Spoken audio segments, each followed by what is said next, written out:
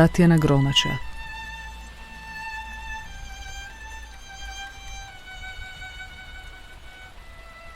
O verandama i još o koječemu.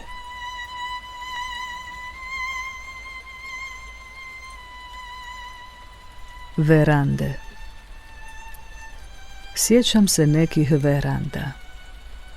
Veranda ostakljenih ili bez stakla, na vrhu stubišta koje vodi ka ulaznim vratima u kuću.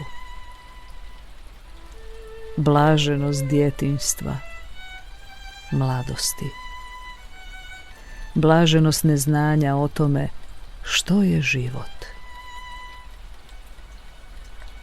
Uvijek iznova izabrala bih to, premda je to znak puta ka greškama, potom i učenja, dakle patnji.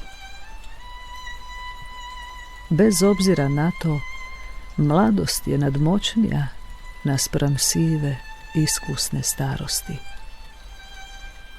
koja je već u osluškivanju situacije, u pripremanju terena za prelazak na onu drugu stranu stvari.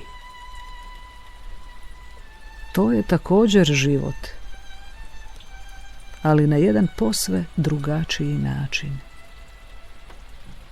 Može se uživati i u tome i napredovati.